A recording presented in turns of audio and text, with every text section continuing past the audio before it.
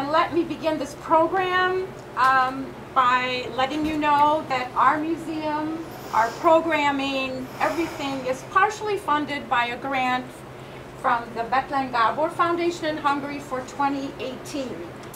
Our speaker, Eszti Pigniczky, was born near Philadelphia, Pennsylvania, and she's the daughter of 2 Hungarian scout leaders. She took her scout oath in 1978 and thus began her long relationship with Hungarian scouting, as well as her commitment to preserving and studying Hungarian folk customs, dance, and traditions within our scouting program.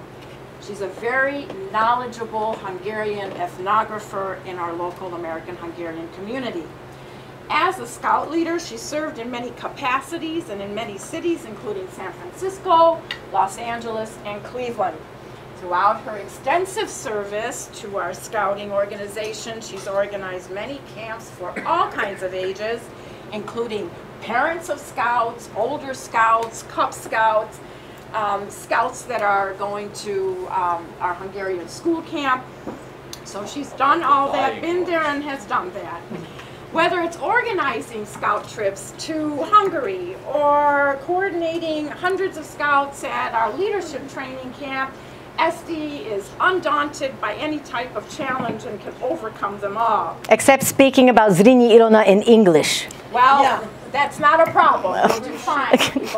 I asked Eszti to speak on Zrínyi Ilona because Troop 34 in Cleveland, which is the West Side Girl Scout troop, it's named after Ilona Zrinyi, and as someone who is affiliated with that troop and was their scoutmaster for many years, and who's a great speaker, I thought Eszti knows the material. All she has to do is translate it into English. So here we go. All she has to do. She currently serves as the head of leadership training in the Hungarian Scout Association in Exteris. She's married to Dr. Imre, and they have 4 children. And she's going to speak on Zrínyi Ilona, or Ilona Zrinyi, who was an extraordinary woman living in extraordinary times. Eszti. Thank you. I'd like to ask if any of the females in our audience would like to get into the mood, put on a Hungarian parta. I think Tessa would love to. It's not hers, but we can all kind of get in the mood. Anybody else is interested? Here's a one that a married woman would wear. You're welcome to sit down and wear the parta. You don't have to stand here and wear it the whole time. You can just wear it to feel in the... Krista, don't you want to wear one for the married woman with your daughter? What do you think? I'd love to. And to further get into the mood, I would like anyone who knows it to sing along with me the Hungarian Scout Troop 34 anthem. So everyone please stand. Zrínyi Ilonának csillag a felragyog, értünk cserkész lányok, clevelandi magyarok. Ez a csillag minket is vár, Munkács vára még ma is a clevelandi magyarok, csillag a felragyog. Cserkész lányok mindig csak előre. Tűző napsütésben, hóban és esőben, Isten haza és nemzetünk, hozzád mindig hűek leszünk, magyar cserkész lányok, mindig csak előre. Have a seat. Why is this anthem so important to us? Firstly, because the original song that it is written to is a song about the kurucok, who are, of course, Zrínyi Ilona's sons, soldiers, the kurucok. We'll hear about them a little bit later. And also, the person who helped me write it, in fact, he wrote it, is from the upper Slovakia, from the, yes, Tessa already knows, it's her father, who is from Košice. And you'll find out why Košice, or Kassa, is important to us in a short while. So here we have a picture of Ilona Zrínyi. Of course, we don't have photographs of her. Unfortunately, we have various artistic renditions, and this is our favorite, the Scout Troop's favorite. Defending the castle, the life and times of Ilona Zrínyi. let's talk a little bit about Hungarian history so we can place Ilona in the Hungarian history and we can understand why her heroism is so amazing. You see the Hungarian tribes arrived in 890 to the Carpathian Basin. In 1001, Saint Stephen was crowned the very, very first king of Hungary, and after his death he was canonized. In 1077 to 1095, Saint Ladislas, the knighted king, a lovag király, reigned, and in 1206 to 1235, Second Andrew was on the throne. And a very important reason why we're talking about him today is because of the Golden Bull, or the Arany Bulla, which was signed in 1222. We'll get back to the Arany Bulla in a moment. Oh, right now we're getting to it, actually. So we also call it the Hungarian Magna Carta. It was actually signed at the same time as the Magna Carta, but is not related in any way. But I like to talk about the Magna Carta because people seem to know about that more. And anyway, it was an edict issued by King Andrew of Hungary. And King Andrew was actually forced by his nobles to accept this Arany Bulla, the Golden Bull, because which was the first example of constitutional limits on kings and the powers of monarchs. The law established very important things. The right to disobey the king when he acted against the law. The nobles and the church were freed from paying taxes. And the nobles could not be forced to go to war outside of Hungary, and they didn't have to finance those wars on top of it. So this was a pretty big deal that they got to sign this Arany Bulla.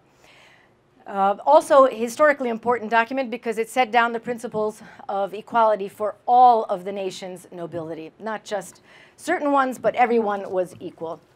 7 copies of the edict were created. None survived.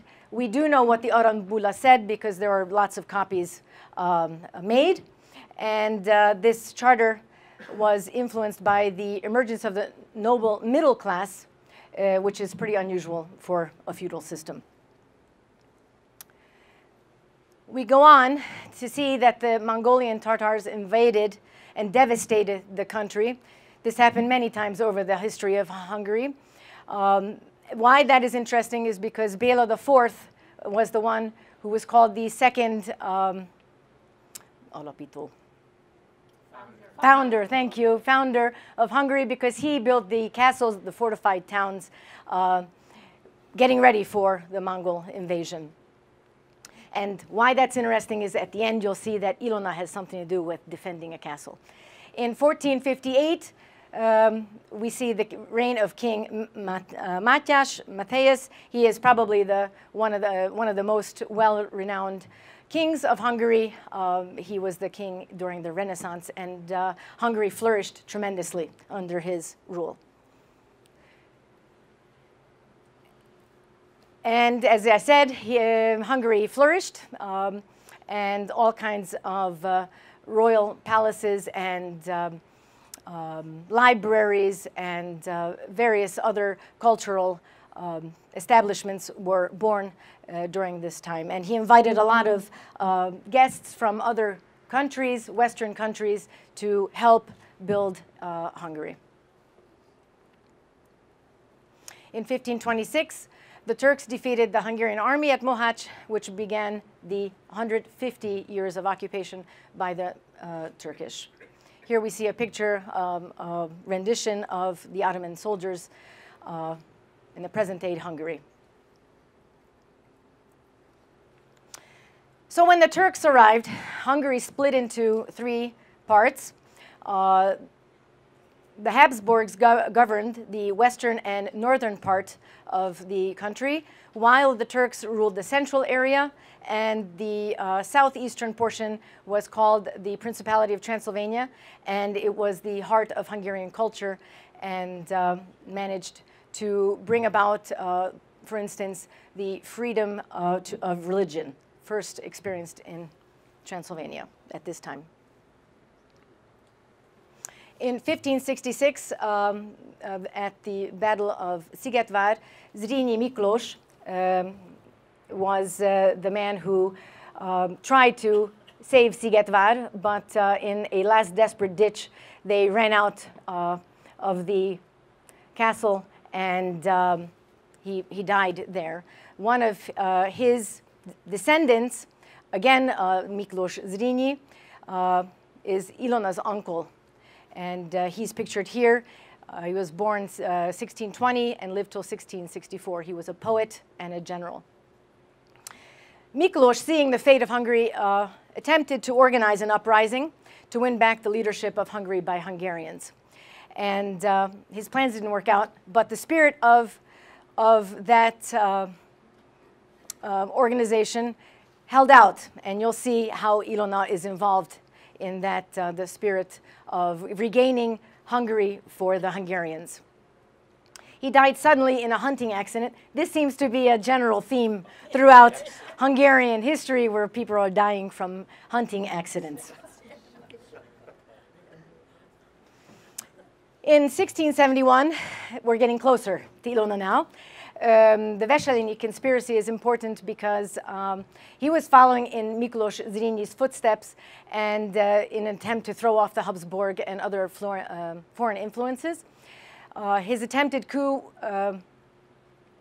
was caused by the unpopular peace at Vasvár, and it was struck in 1664 between the Holy Roman Empire, Leopold I, and the Ottoman Empire. This poorly organized attempt at a revolt gave the Habsburgs reason to clamp down on their opponents, and it was named after Mr. or Gróf Veselényi, or the nobleman Ferenc Rákóczi II. Unfortunately, the members of this revolt were executed. And as you'll see, this is also interesting because Ilona is directly related to those people who were involved in this. Ferenc Frangepán was executed, and he was Ilona's uncle on mom's side. Ferenc Nádasdy was not necessarily a relative, but a very close friend to the Zrínyi family, and Péter Zrínyi, Ilona's father, was executed after the Veselényi conspiracy. Veselényi himself was not executed, and I forget what happened to him. I think he died in Yes, he died. jail. Yeah, jail. That's right. That's right. That's right. Thank you. Thank you. So here she is, Countess Ilona Zrínyi. She was born in 1643 in the Kingdom of Croatia, which was then a part of the Habsburg monarchy. And she died in the Ottoman Empire. We'll find out why that happened. She was a Hungarian noble and heroine, and she was one of the last surviving members of the Croatian-Hungarian Zrinski, that is the Zrínyi family.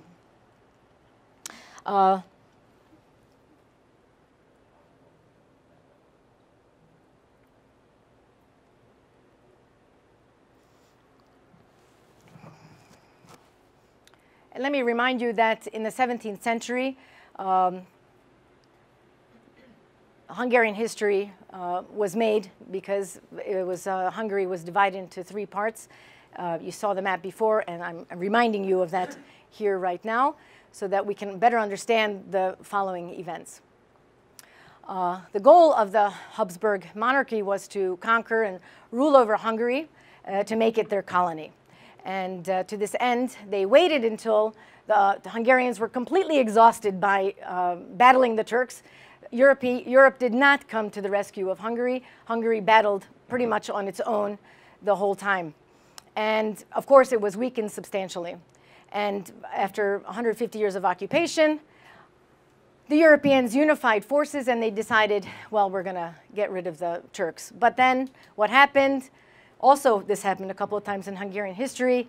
The Austrians forgot to leave. They helped to push them out, but then they stuck around. They forgot to leave.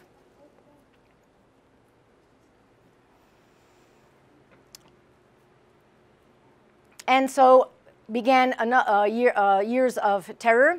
Those of nobility that seemed like they weren't going to come quietly, as they say, were actually murdered, poisoned, and after years of battle with the Turks and after the terrorization of the monarchy afterwards, the nobility decided that they're going to give up their rights that were given to them via the Golden Bull or the Aranybulla in 1222. So they gave up their right to disobey the king when he acted contrary to law. They gave up the right to rise up against him. They had to pay taxes. They had to finance wars. And they could be forced to fight outside of Hungary. So after all that, they have to give it up. In comes Ilona Zrinyi. She had two children, Juliana and Ferenc, after she marries Rákóczi Ferenc, or Ferenc Rákóczi. And let's talk a little bit about her youth. Before she met Ferenc, she was led a very happy life. She was raised by her mom, which during that time was a pretty strange thing to occur. You had nannies and various other teachers that you spent time with, and your parents saw you 1 hour a day or whatever they deemed was necessary. In fact, because fathers were off at war, they often didn't see their kids for years and years at a time. So Ilona was very lucky that her mom thought it very important that she raise her own daughter, and she did. And she had a wonderful childhood. She was surrounded by family. They spent a lot of time on the various estates because they were a wealthy family. And she especially spent a lot of time in Ozaj in Croatia. She learned a lot of history because she had a lot of fantastic teachers, and she learned many languages. She learned Croatian, Hungarian, Italian, German, and Latin. And later on, we'll find that she corresponds with many people throughout Europe in their languages. She's quite a Renaissance lady in this way. In the 70s or so, she weds Ferenc Rákóczi, and then she has two children, Juliana and Ferenc. That date is wrong, 1676 September. It's not September, it's March. Why that's important, you'll see a little later. In 1671, in April, Ilona's father, uncle, and Ferenc Nadasdy were executed for the participation in the Wesselényi conspiracy that I talked about earlier. So you see, very close to her happy life starts coming the not so happy life. Ilona's husband is not executed at this time, but many large sums of money were paid for him, and they became pretty darn poor. In fact, they had to get loans to live. And but then in 76 June, Ferenc dies, again under suspicious circumstances. So you see, young Ferenc was born, and then soon after that, his father dies under who knows what circumstances. So here we see one rendition of Ferenc, her husband, or son, her son, and here he is again as the Kuruc leader. Sorry, this is a son. This is the son, yes. So let's talk a little bit about how Ilona and her husband met. They met at Trenčín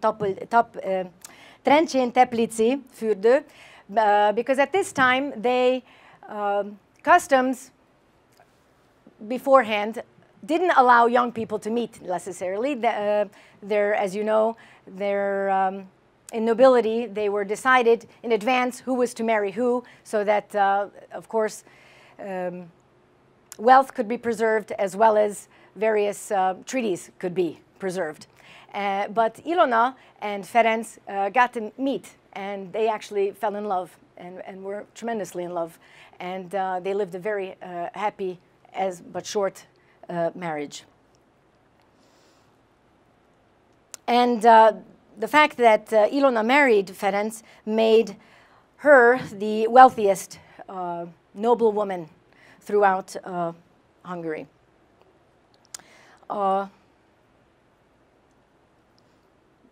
they actually had a third child, György. He was born in 67, but he died very shortly. And after that, Ilona and Ferenc were born.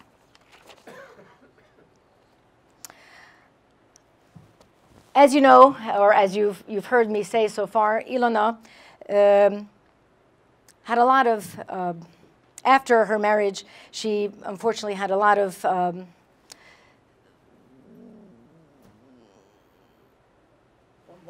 mond magyarul, személyes csapások érték.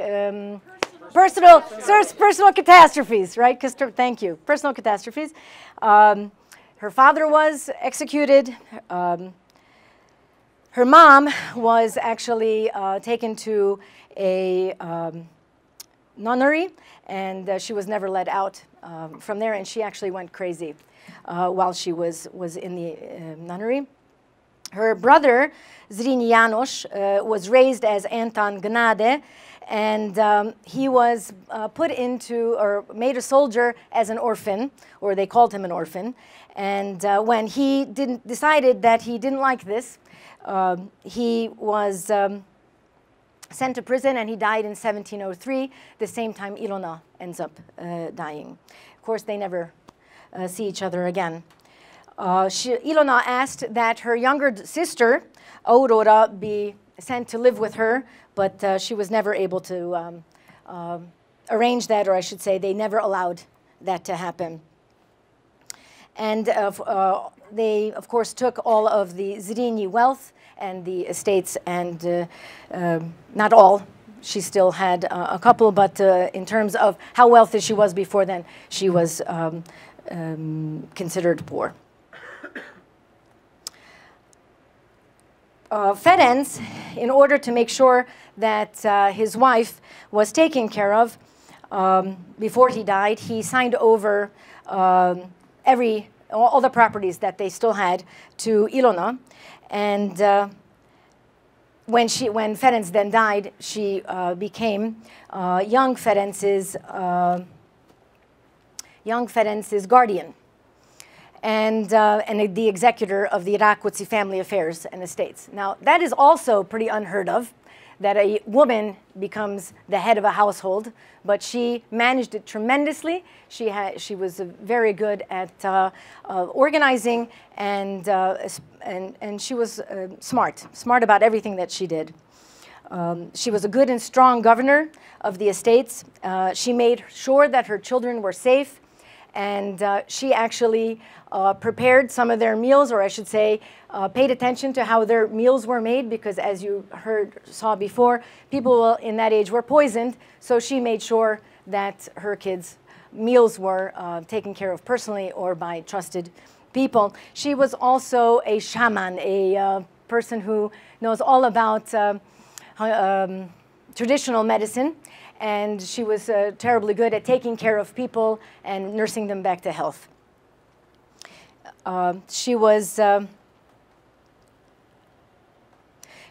her children in the spirit of Hungarians, and made sure that they knew about Hungarian customs, and that was very important to her, that they know everything about their history. In 1678, Imre Thököly leads a successful conspiracy against the Habsburg monarch Leopold I, and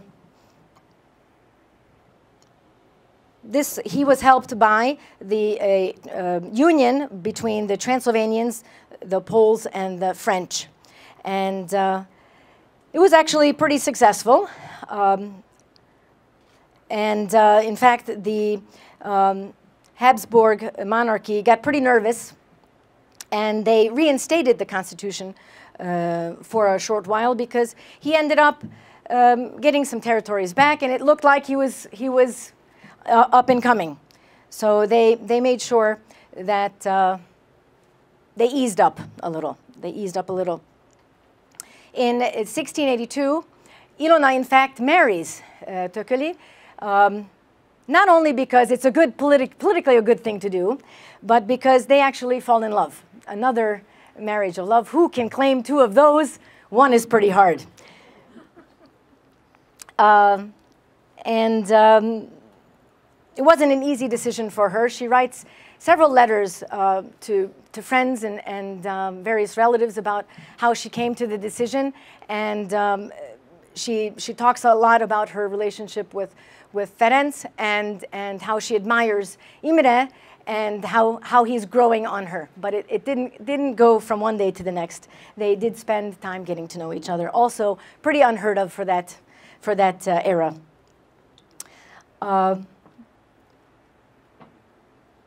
In fact, Imre and Ilona were particularly important to each other. They never let each other down. They never disappointed each other. When one was in trouble, the other one would try to come to their aid, and they didn't spare money or title or political gain to get the other one out of prison, because it happened actually twice. In fact, Ilona had 3 children with Imre, and unfortunately, none of them survived. They all died. In '83, United Hungarian troops forced the Turks out of Hungary, but the interesting thing happened is that Ilona and Imre are separated. Ilona goes to the castle in Munkács, and she is stranded there, essentially, with her son and daughter. And Imre tries 3 times to get to the castle to help her out and to bring everyone to safety, but it doesn't work out that way, unfortunately. While she is in the castle, surrounded by General Antonio Carafa, she spends time writing letters all over Europe, imploring the Europeans to help the Hungarians in their quest for freedom. And in fact, she becomes a huge sensation worldwide. Articles are written about her, letters are written about her, and she becomes the big heroine of Western Europe. And in fact, Western Europe cheers her on. But guess what? No aid to come. No aid to come. And in fact, she gets betrayed. She gets betrayed, and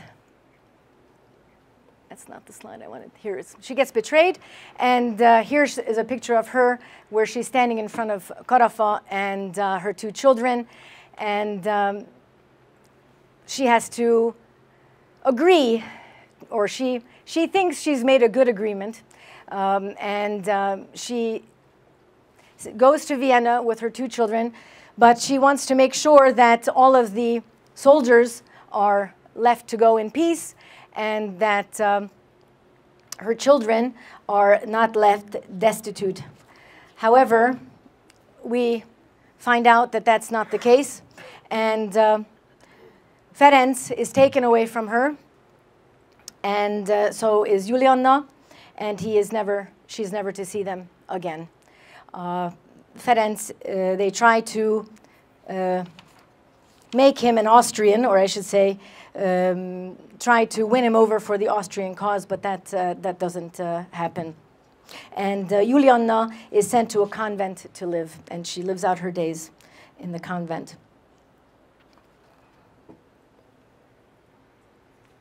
Here is the castle of Munkács, or the Palaknuk castle, as it stands in Kárpátalja, in Ukraine.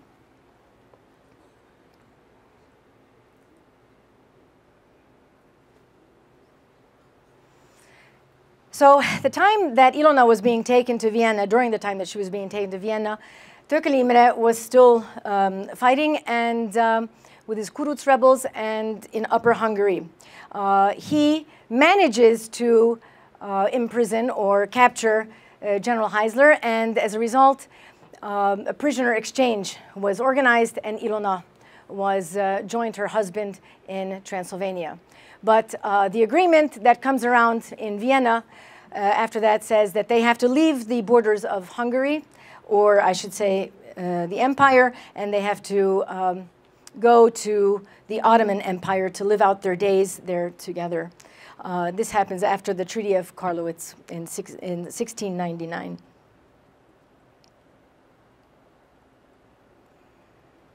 Let me talk a bit about how, let's get the picture here, how Ilona manages to hold out for 3 years. I mean, how do you do that as a woman in a castle? How do you hold out?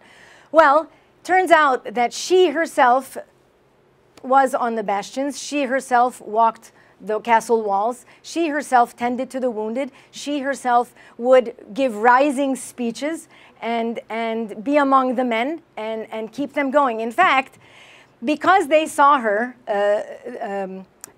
the attackers saw her there on the castle walls, they were bewitched by her. They felt that they could not attack the castle because she is there and she is a tremendous force. And God must be with her because they are just not able to bring down the castle. In fact, Carafa has to execute 29 Laban's soldiers because they are not willing after a while to even attack the castle. And after he executes these 29 Laban soldiers, they again are willing to attack the castle, but not before 20 Laban's soldiers actually change sides and hook up with Zrínyi Ilona in the castle. So she was quite a lady, I think so. After the 3 years, though, they ran out of munitions and they ran out of many things, and she could do nothing else after the betrayal but give up.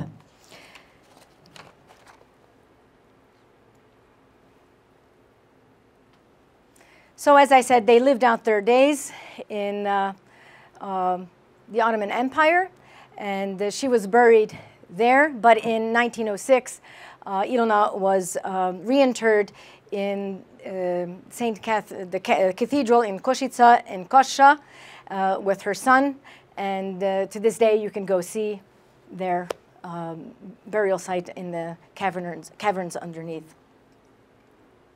Here is a statue of Ilona and her son Rákóczi at the Munkács Castle as a tribute to them.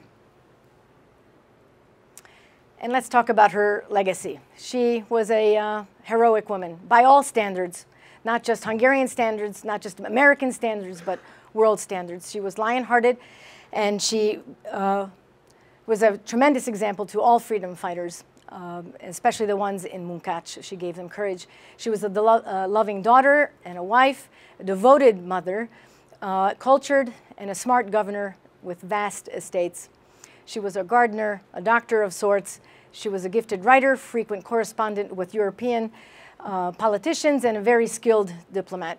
She fought for all that she loved against tremendous odds, and when she lost everything, she didn't resign herself to that fate. She kept her spirits up, and she wrote tremendous letters encouraging people, and she did not lose her faith in the cause and all that she did. Thank you very much.